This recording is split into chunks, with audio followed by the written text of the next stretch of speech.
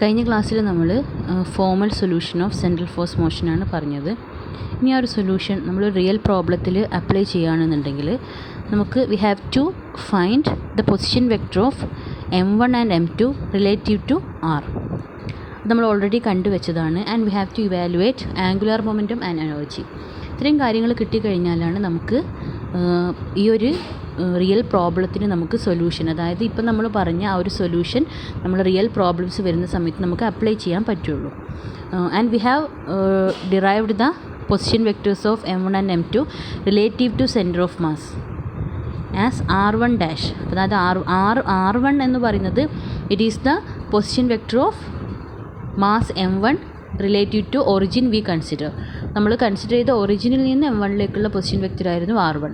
And r1 dash is the position vector of m1 relative to centre of mass. Centre of മാസിൽ നിന്നും ആ ഒരു m1ലേക്കുള്ള position വെക്ടറാണ് r1 dash. നമ്മളൊരു prime വെച്ചിട്ട് r1 പ്രൈം അത് വെച്ചിട്ട് നമ്മളിതിനെ റെപ്രസെൻറ്റ് ചെയ്യുകയാണ്. And we have derived that r1 dash is equal to m2 by m1 plus m2 r and r2 dash is minus m1 by m1 plus m2 into r. അപ്പോൾ ഇതിൽ നിന്ന് നമുക്ക് ഈ ഒരു ഇതെങ്ങനെയാണെന്ന് മനസ്സിലാവും. r1 ഡാഷും r2 ഡാഷിൻ്റെയും ഡയറക്ഷൻ ഈസ് എലോങ് r ആണ്. അതുപോലെ തന്നെ ഈ രണ്ട് ഇതും ഈ ഒരു സെൻറ്റർ ഓഫ് മാസിൽ നിന്നും ഉള്ള ഡിസ്റ്റൻസ് ആണ് ഇപ്പോൾ നമ്മൾ പറഞ്ഞത്. ഈ രണ്ട് മാസിൻ്റെയും ഇടയിലുള്ള ഡിസ്റ്റൻസ് എന്ന് പറയുന്നത് it is r, small letter r ആണ്.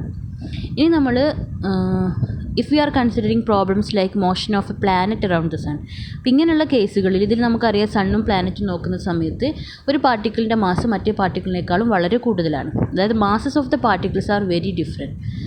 If you are considering m2 is very very greater than m1. m2 എന്ന് പറഞ്ഞാൽ പാർട്ടിക്കിളിൻ്റെ മാസ് ഫസ്റ്റ് പാർട്ടിക്കിളിനേക്കാളും വളരെ കൂടുതലാണ് എന്നുണ്ടെങ്കിൽ ഇപ്പം നമ്മൾ പറഞ്ഞ r1 dash the position vector of m1 relative to centre of mass, നമുക്കവിടെ m1 m2 very very greater than m1 ആണെങ്കിൽ നമുക്ക് m1 പ്ലസ് m2 എന്തായിട്ട് മാറും? It is approximately equal to m2. m1 plus m2 എന്ന് പറഞ്ഞത് വലിയൊരു ക്വാണ്ടിറ്റീൻ്റെ കൂടെ വളരെ ചെറിയൊരു ക്വാണ്ടിറ്റി ആഡ് ചെയ്യുന്ന സമയത്ത് നമുക്ക് ഓൾമോസ്റ്റ് ഈക്വൽ ടു ആ വലിയ ക്വാണ്ടിറ്റി തന്നെയാണ് കിട്ടുക. അപ്പോൾ നമുക്ക് m1 plus m2 is equal to m2 ആണ്. അപ്പോൾ നമ്മുടെ equation m2 by m1 plus m2 എന്നുള്ളത് എന്തായിട്ട് മാറും? m2 ബൈ m2 തന്നെ ആയിരിക്കും into r, or r1 dash is approximately equal to r.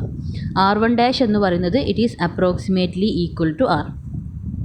Next r2 dash ആണ്. r2 ഡാഷ് എന്ന് പറയുമ്പം minus m1 by m1 plus m2 ആയിരുന്നു. m1 പ്ലസ് m2 m2 ആയിട്ട് മാറുന്ന സമയത്ത് ഒരു ചെറിയൊരു ക്വാണ്ടിറ്റീനെ വലിയൊരു ക്വാണ്ടിറ്റി കൊണ്ട് ഡിവൈഡ് ചെയ്യുന്ന സമയത്ത് it will be approximately equal to 0. അപ്പോൾ നമുക്കവിടെ r2 dash is approximately equal to 0 എന്ന് കിട്ടും. അപ്പോൾ നമ്മൾ ഫസ്റ്റ്ലി നമ്മൾ കൺസിഡർ ചെയ്യുന്ന ഡയഗ്രാം എന്ന് പറയുന്നത് ഇങ്ങനെയാണ്. അതായത് ഇതാണ് സെൻറ്റർ ഓഫ് മാസ് എന്ന് പറയുന്നത്.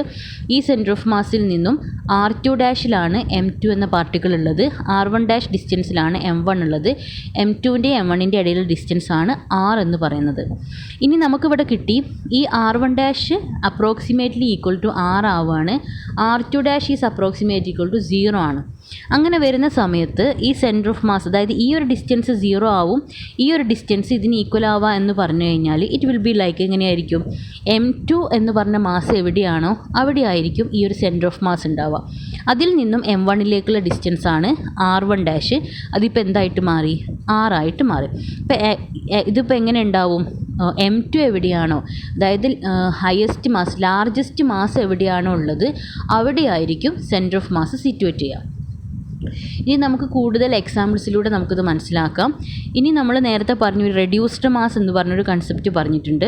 അപ്പോൾ റെഡ്യൂസ്ഡ് മാസ് എന്ന് പറഞ്ഞു കഴിഞ്ഞാൽ it is equal to m1 m2 by m1 plus m2 ആണ്.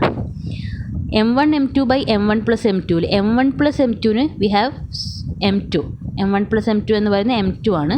നമുക്കവിടെ m1 m2 ബൈ m2 വരും. അതിൽ m2 ക്യാൻസൽ ആയി കഴിഞ്ഞാൽ it is m1. That is the reduced mass is approximately equal to m1.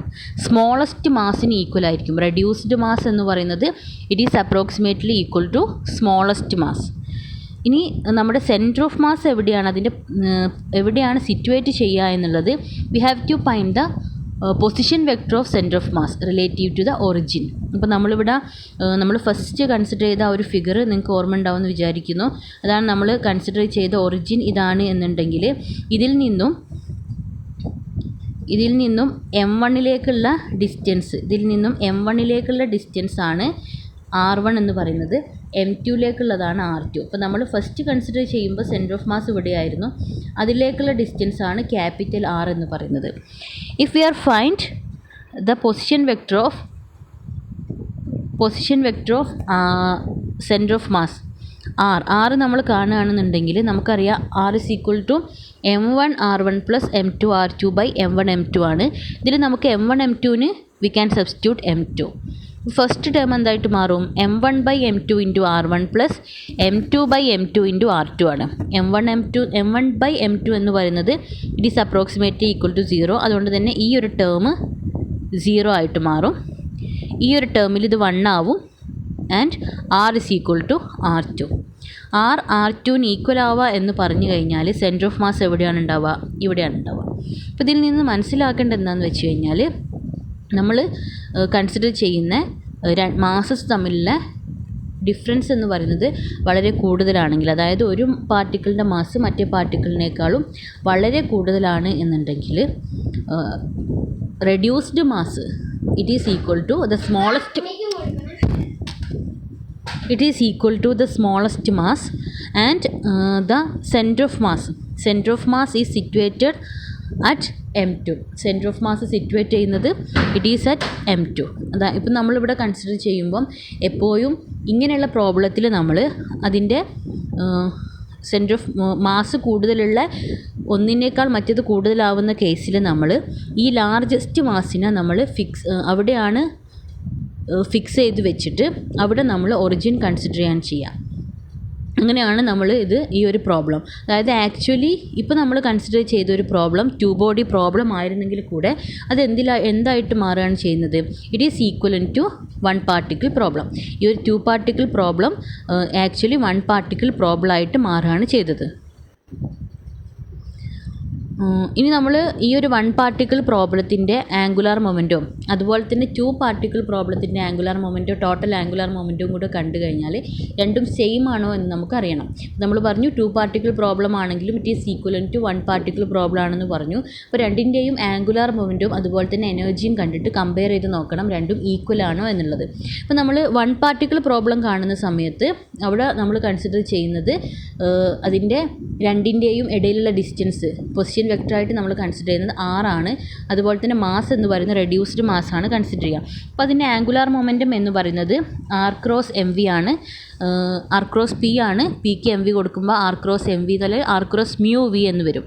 1 particle പ്രോബ്ലത്തിൽ നമ്മൾ റെഡ്യൂസ്ഡ് മാസ് ആണ് consider ചെയ്യുക. അപ്പോൾ R cross mu into V ആണ്.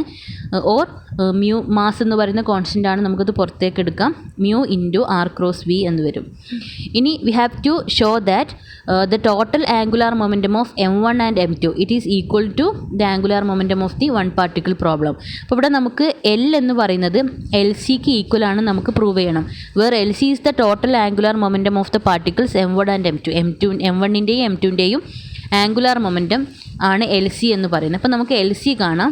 LC എന്ന് പറയുന്നത് നമ്മൾ M1 R1 dash cross V1 dash. അപ്പോൾ ഫസ്റ്റ് പാർട്ടിക്കിളിൻ്റെതും സെക്കൻഡ് പാർട്ടിക്കിളിൻ്റെതും നമുക്ക് എഴുതണം. അപ്പോൾ M1 R1 dash cross V1 dash plus M2 R2 dash cross V2 dash എന്ന് വരും. M1 R1 ഡാഷ് ക്രോസ്, ഇനി ഇതിൽ നമുക്ക് V1 ഡാഷ് എന്ന് പറയുന്നത് നമുക്കറിയാം R1 ഡോട്ട് ഡാഷ് ആണ്, അല്ലെങ്കിൽ R1 ഡാഷ് ഡോട്ടാണ്. V2 ഡാഷ് എന്ന് പറയുന്നത് R2 ഡാഷ് ഡോട്ടാണ്. അപ്പോൾ നമുക്ക് ഇതിൽ ഫസ്റ്റ് M1 R1 ഡാഷിന് നമ്മൾ നേരത്തെ പറഞ്ഞ R1 ഡാഷ് എന്താണോ അത് സബ്സ്റ്റിറ്റ്യൂട്ട് ചെയ്യുക. R1 ഡാഷ് എന്ന് പറഞ്ഞാൽ നമുക്കറിയാം M2 by M1 plus M2 into R ആണ്. അപ്പോൾ ഇവിടെ R1 ഡാഷിന് പകരം നമുക്ക് R1 M2/M1 + M2 × R substitute ചെയ്യുമ്പോൾ നമുക്ക് ഇങ്ങനെ കിട്ടും. R2 പകരം -M1/M1 + M2 R ആണ്. ഇവിടെ ഓൾറെഡി ഒരു M2 ഉണ്ട്, അപ്പോൾ അത് -M1 M2/M1 + M2 × R ആയിട്ട് മാറും. ഇനി രണ്ട് ടേമിലും M1 M2/M1 + M2 കോമൺ ആയിട്ടുണ്ട്, അത് നമുക്ക് പുറത്തെടുക്കാം. എന്നിട്ട് അതിനെ മ്യൂ ആയിട്ട് നമുക്ക് റെപ്രസെൻറ്റ് ചെയ്യാം. മ്യൂ × R ക്രോസ് ഇവിടെ V1 ഉണ്ട് -V2. ഇനി ഇതിൽ V1 - V2 എന്ന് പറയുന്ന ടേം എന്താണെന്ന് നമുക്ക് നോക്കാം. നമ്മൾ നേരത്തെ പറഞ്ഞു V1 എന്ന് പറയുന്നത് R1 ഡോട്ടാണ്. R1 ഡോട്ട് എന്ന് പറഞ്ഞു കഴിഞ്ഞാൽ R1 എന്ന് പറയുന്നത് M2/M1 + M2 × R ആണ്. അപ്പോൾ നമുക്ക് R1 ഡോട്ട് എന്ന് പറയുന്നത് M2/M1 + M2 × R ഡോട്ട് എന്ന് വരും. And we have V2 is equal to R2 dot. We know that R2 is -M1/M1 + M2 × R. Therefore, R2 dot is -M1/M1 + M2 × R dot. Now we have to find V1 - V2 ആണ്. V1 V2 കാണുമ്പോൾ നമുക്ക് ഇവിടെ first ടേമിൽ നിന്ന് second term നമുക്ക് minus ചെയ്യാം. And it will B, ഇതിൽ രണ്ടിലും എന്തുണ്ട്, രണ്ടിൻ്റെയും ഡിനോമിനേറ്റർ എന്ന് പറയുന്നത് M1 + M2 ആണ്. അപ്പോൾ നമുക്ക് ഡയറക്റ്റ്ലി ആഡ് ചെയ്യാം. അങ്ങനെ ആഡ് ചെയ്യുന്ന സമയത്ത് എന്ത് വരും, രണ്ടിലും R ഡോട്ട് കോമൺ ആയിട്ട് വരുന്നുണ്ട്. അപ്പോൾ നമ്മളതിനെ പുറത്തെടുത്തതിന് ശേഷം നമുക്ക് എന്ത് വരും, M1 + M2 × R dot / M1 + M2 എന്ന് വരും. M1 + M2/M1 + M2 it will be 1 and it is R dot. അപ്പോൾ ഇതിൽ നമുക്ക് V1 - V2 എന്ന് പറയുന്നത് we have V എന്ന് കിട്ടുന്നുണ്ട്. അപ്പോൾ അതുകൊണ്ട് തന്നെ നമുക്കിവിടെ V1 - V2 V എന്ന് സബ്സ്റ്റിറ്റ്യൂട്ട് ചെയ്യാം. And it is the angular momentum of the one particle problem. നമ്മൾ എന്ത് ചെയ്തു, രണ്ടും ഈക്വൽ ആണ് എന്നുള്ളത് പ്രൂവ് ചെയ്തു.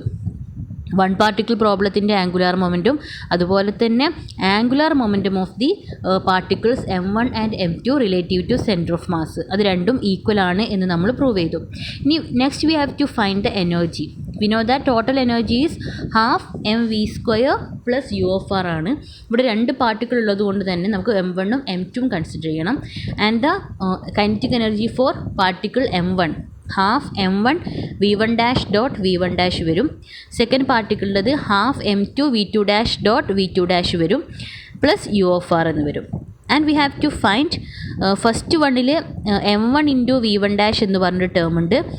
സെക്കൻഡിൽ there is A term M2 × V2. അത് നമുക്കൊന്ന് കണ്ടു നോക്കാം.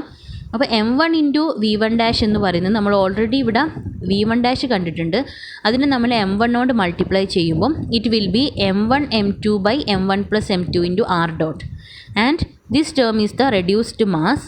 Therefore it will be mu × R dot is V. Therefore mu × V.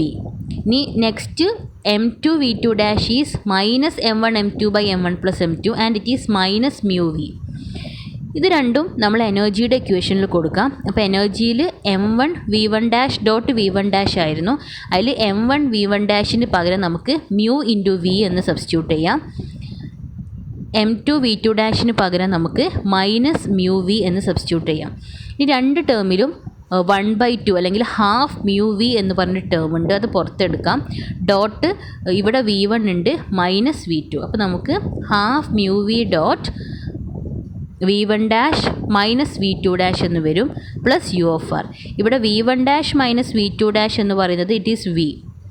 അപ്പോൾ അവിടെ V എന്ന് സബ്സ്റ്റിറ്റ്യൂട്ട് ചെയ്യുമ്പം ½ mu V dot V plus u and it is the energy of the one particle problem. ഇപ്പം energy of the one particle problem കണ്ടപ്പോഴും it is the total energy of the mass M1 and M2 relative to the centre of mass ആണെന്ന് prove ചെയ്തു. അതുപോലെ തന്നെ angular മൊമെൻറ്റും അത് തന്നെയാണെന്ന് prove ചെയ്തു. അപ്പോൾ ഇങ്ങനെ കൺസിഡർ ചെയ്യുന്ന സമയത്ത് ഇപ്പോൾ നമ്മൾ കൺസിഡർ ചെയ്യുന്ന ആ ഒരു 2 particle problem it is equal to one particle problem ആണെന്നാണ് നമുക്കിതിൽ നിന്ന് മനസ്സിലാവുന്നത്.